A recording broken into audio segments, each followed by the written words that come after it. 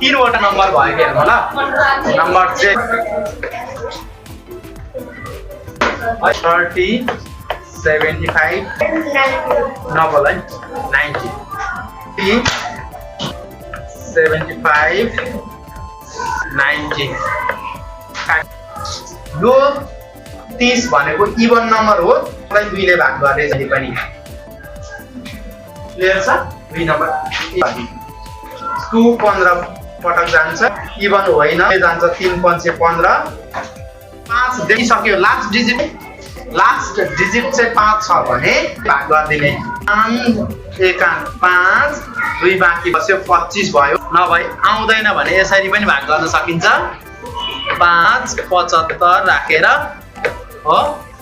यसरी भाग गरिन्छ है 5 ले 15 पटक जान्छ 5 ले फेरि जान्छ 5 यहाँ 90 भनेको जोड संख्या हो 2 ले जान्छ 2 चौको 8 1 बाँकी बस्यो 10 भयो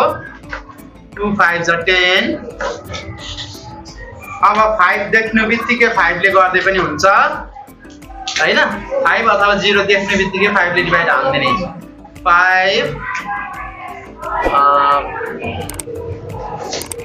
5 9 जा 45 3 ले गर 3 3 जा 9 है अब हाम्रो यहाँ भएको जति प्राइम नम्बरहरू लेखौं है ल 30 को प्राइम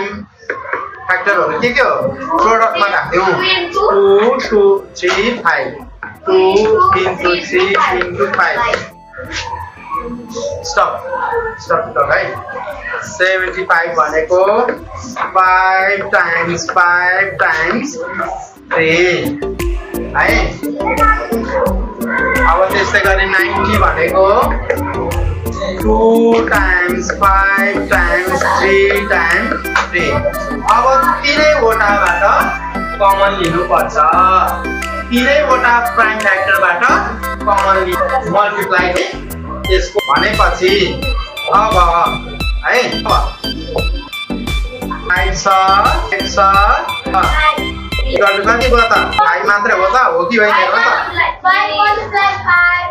3 पनि छ 3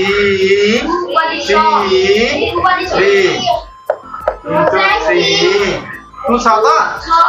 3 टाइममा हुनुपर्छ छैन अब यहाँ सुरु कुरो यहाँ बुझ्नुपर्छ हामीले मेन कन्सेप्ट के हो भन्दाखेरि तीनवटा नम्बरको एचएफ निकाल्दाखेरि कमनहरु तीनटैमा हुनुपर्छ 5 5 5 3